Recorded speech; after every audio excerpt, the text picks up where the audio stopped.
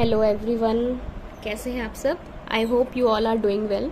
सो आज हम जो टॉपिक डिस्कस करने वाले हैं वो हम डिस्कस करने वाले हैं स्ट्रक्चर क्या होता है एंथर का। ओके, एंथर तो आपने सुना होगा, मेरे हिसाब से तो सुना होगा सबने। तो अ टिपिकल एंथर क्या होता है, is a tetrasporangiate structure. Tetrasporangiate, tetra means 4, sporangiate structure होता है, मतलब विद इन एंथर हमारे 4 माइक्रोस्पोरेंजिया प्रेजेंट होते हैं। माइक्रो मीन्स क्योंकि इसके अंदर माइक्रोस्पोर हुआ, माइक्रोस्पोर मतलब पोलन ग्रेन होगा इसके अंदर। ओके, तो अगर हम बात करते हैं स्ट्रक्चर ऑफ एंथर की, तो टेट्रास्पोरेंजिएट स्ट्रक्चर है। देखो 1 2 3 4, ठीक है, टेट्रास्पोरेंजिएट हो गया। It has a column of sterile cells called connective. Sterile cells का कॉलम होता है जिसको बोलते हैं कनेक्टिव, ठीक है। It is also bithecous, means in a single lobe 2 microsporangia separated by connective. अगर आप देखो एक सिंगल लोब में, ये पूरा लोब है, एक ही लोब में बाइथिकस मतलब एक लोब में कितने हैं माइक्रोस्पोरेंजिया, 2। समझ में आ गया। ओके, अब हम बात करते हैं एंथर की वॉल। एंथर की 4 वॉल होती हैं। कितनी होती हैं? 4।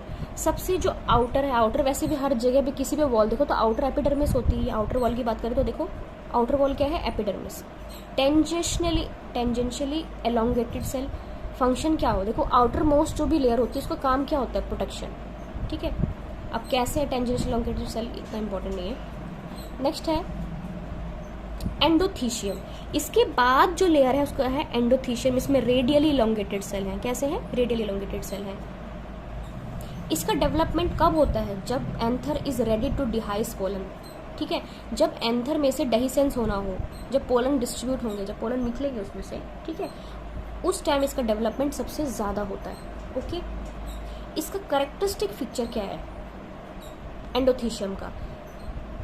देखो अगर आप डायग्राम देखो तो मैं आपको बता रही हूँ, ये देखो एपिडर्मिस है ये वाली, एंडोथीशियम कैसी वॉल है इसमें, रेडियली इलोंगेटेड वॉल एंडोथीशियम है, सॉरी हाँ एंडोथीशियम है, ठीक है। इसका कैरेक्टरिस्टिक फीचर बात करते हैं हम, तो फिब्रस थिकनिंग बैंड्स। अगर आप देखो ये वाला डायग्राम देखो तो इसमें क्या है, ऐसे तरह फिब्रस थिकनिंग देखो ये दिख रही है थिकनिंग, मैंने बना भी रखी है, थिकनिंग बैंड्स। समझ में आ रहा है? फिब्रस थिकनिंग बैंड्स है। और ये थिकनिंग जो है कब डेवलप होती है, फाइब्रस थिकनिंग बैंड कब डेवलप होती है? जब एंथर पूरा मैच्योर होता है तभी, ठीक है।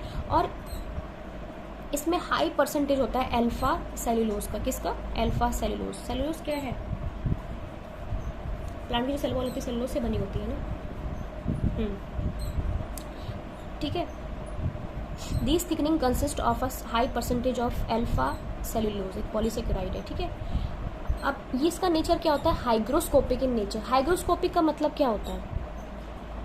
ये एब्जॉर्ब करता है moisture and due to unequal expansion and contraction, moisture absorb करेगा, उसके बाद अनइक्वल एक्सपेंशन और कंट्रैक्शन की वजह से क्या होगा, एंथर क्या हो जाएगा, डिहाइस हो जाएगा, रिलीज हो जाएगा। ओके, तो आई थिंक इतना समझ में आ गया आपको कि अगर हम बात करें एंथर की तो टेट्रास्पोरेंजिएट स्ट्रक्चर है। देखो स्ट्रक्चर से भी तो पूरा का पूरा समझ में आ जाता है आपको। टेट्रास्पोरेंजिएट 4 समझ में आ गया। बाइथिकस है, मींस एक सिंगल लोब, अगर आप बात करते हैं एक सिंगल लोब की, उसमें 2 माइक्रोस्पोरेंजिया। ओके, एंथर के पास 4 लेयर है। अभी हमने एपिडर्मिस की बात की, आउटर लेयर है, प्रोटेक्शन का काम होगा उसका। ओके, एंडोथीशियम का हमने बोला कि रेडियली इलोंगेटेड सेल है, जैसे आपको यहाँ पे दिख रहा है रेडियली इलोंगेटेड सेल है। मैक्सिमम डेवलपमेंट कब दिखाते हैं? जब anther is ready to dehisce pollen. इसका कैरेक्टरिस्टिक फीचर आपको पूछ सकते हैं कि इसके पास फिब्रस थिकनिंग बैंड्स होते हैं।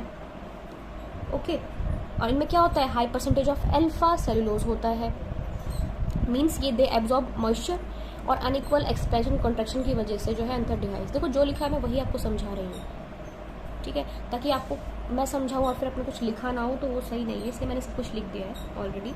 ओके, तो नेक्स्ट हम इसके बारे में बात करते हैं। अगली लेयर है हमारी मिडल लेयर और नेक्स्ट इज टेपेटम।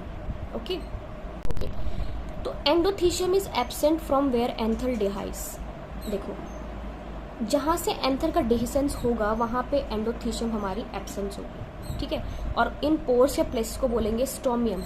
यहाँ से देखो ये वाला जो पोर है, यहाँ से हमारा एंथर जो है वो एंथर का डेहिसेंस होगा,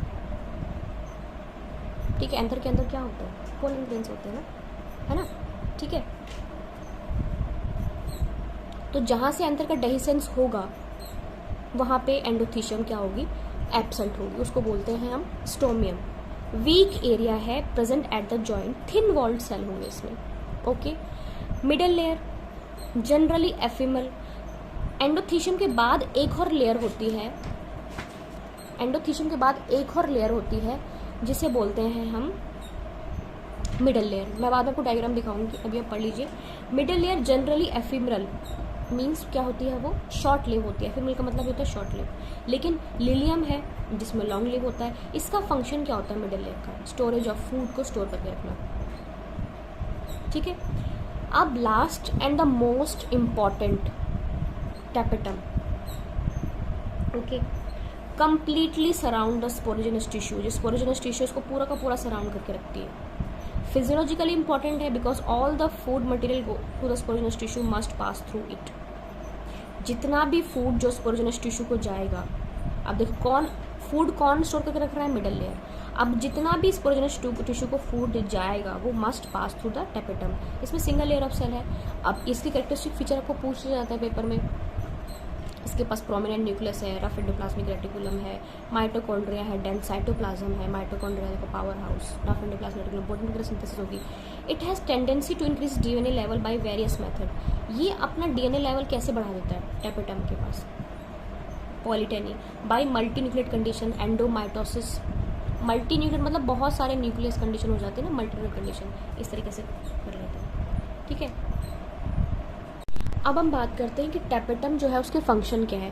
पहली चीज, transport of nutrients to inside another anther locule, since this is the only channel via which material can reach to meiocyte, ठीक है। मियोसाइट है माइक्रोस्पोर मदर से। तो जो न्यूट्रिएंट्स वगैरह हैं वो सिर्फ टैपेटम से ही आगे जा सकते हैं, ठीक है।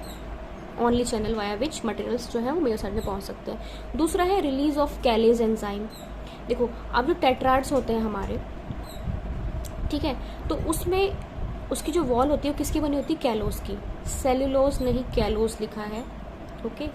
कैलोस एंड सेलुलोज में डिफरेंस है। So to degrade the callose wall of tetrad, ठीक है, तो टैपेटम रिलीज करता है callase enzyme to release individual pollen grain microspore को रिलीज करने के लिए। कैलेज एंजाइम कौन रिलीज करता है, ये टैपेटम ही रिलीज करता है, ठीक है। टैपेटम के फंक्शन कई बार आपको मतलब क्वेश्चन में पूछ जाते हैं कि टैपेटम के फंक्शन क्या है, तो कैलेज एंजाइम का रोल है इसको रिलीज करने में, थिकनिंग ऑफ एग्जाइन को थिक करने में, ठीक है। तो जो टैपेटम होती है वो दो टाइप की होती है, सिक्रेटरी टैपेटम, एक और टैपेटम होती है, ठीक है। तो सिक्रेटरी टैपेटम क्या होता है, वो कुछ बॉडीज रिलीज करती है, इसको बोलते हैं म्यूबिश बॉडीज। और यूबिश बॉडीज के पास क्या होता है, स्पोरोपोलिनिन, जो हेल्प करता है थिकनिंग ऑफ एग्जाइन। एग्जाइन क्या होता है, जो पोलन की लेयर है, एग्जाइन बाहर इंटाइन अंदर, उसकी थिकनिंग में हेल्प करता है। दूसरी चीज जो बहुत इंपॉर्टेंट है, सेल्फ इनकम्पैटिबिलिटी में रोल होता है किसका, टैपेटम का। अब जो पोलन वॉल होती है हमारे पास, उसके पास प्रोटीन्स होते हैं, कुछ वो गैमेटोफाइट से रिलीज करती है, डिराइव करती है, और एज वेल एज टैपेटल सेल से, जो टैपेटम की जो सेल्स हैं उनसे भी ये प्रोटीन्स डिराइव करती है। अब ये प्रोटीन्स जो होते हैं कब रिलीज होते हैं, when pollen grains are moistened and help in the recognition of compatible pistil. Main चीज इन प्रोटीन्स का रोल क्या है, ये कंपैटिबल पिस्टल, फीमेल पार्ट ना, फीमेल, उसको रिकॉग्निशन करने में हेल्प करता है। अगर by chance pollen grain land कर गया, बाय चांस अगर पोलन ग्रेन जो है वो लैंड कर जाता है किस में, डायग्राम बना रही हूँ गंदा सा, अगर पोलन ग्रेन जो है वो लैंड कर जाता है इनकम्पैटिबल स्टिग्मा में, इनकम्पैटिबल स्टिग्मा में, तो these protein induce the formation of callose plugs in stigma और style and block the growth of pollen tube, ठीक है। तो अगर पोलन लैंड कर जाता है इनकम्पैटिबल स्टिग्मा में, हम नहीं चाहते हैं वो स्टिग्मा इनकम्पैटिबल है, तो किस तरीके से होगा, ब्लॉक कैसे होगा, तो जो ये प्रोटीन हेल्प करती है कैलोस प्लग्स बना लेता है स्टिग्मा स्टाइल में, जिससे कि ग्रोथ ऑफ पोलन ट्यूब नहीं होगी। तो अगर आपने सेल्फ इनकम्पैटिबिलिटी पढ़ी तो कुछ गैमेटोफिटिक सेल्फ इनकम्पैटिबिलिटी होती है, कुछ स्पोरोफिटिक सेल्फ इनकम्पैटिबिलिटी होती है, ठीक है। तो सेल्फ इनकम्पैटिबिलिटी में इसका रोल है टैपेटम का, बहुत इंपॉर्टेंट रोल है। तो release of callase enzyme, thickening of enzyme, self incompatibility. तो आई होप आपको समझ में आ गया होगा, है ना। तो अब आपको समझ में होगा कि epidermis, endothelium, middle layer, tapetum. Epidermis हो गया, एंडोथेलियम, मिडल लेयर, टैपेटम, है ना। मिडल लेयर का काम क्या है? देखो, सिंपल एपिडर्मिस का क्या काम है? प्रोटेक्शन प्रोवाइड करना।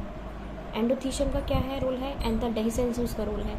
जहाँ पे एंडोथेलियम एब्सेंट होती है उसको बोलते हैं स्टोमियम, है ना। मिडल लेयर है, स्टोरेज करेगा, स्टोरेज ऑफ फूड। और tapetum, last layer is tapetum.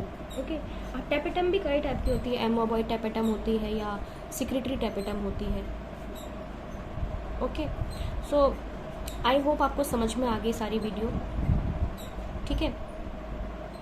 इसका डेवलपमेंट वो नेक्स्ट वीडियो में डिस्कस करूँगी कि एंथर डेवलप होता कैसे। ये तो मैंने बताया कि स्ट्रक्चर बताया जस्ट नॉर्मली, एंथर में कैसा स्ट्रक्चर है, उसमें कौन कौन से लेयर्स हैं, कई बार आपको पूछ लिया जाता है, ठीक है। तो आई होप आपको समझ में आ गया होगा। So thanks for watching the video, have a good day.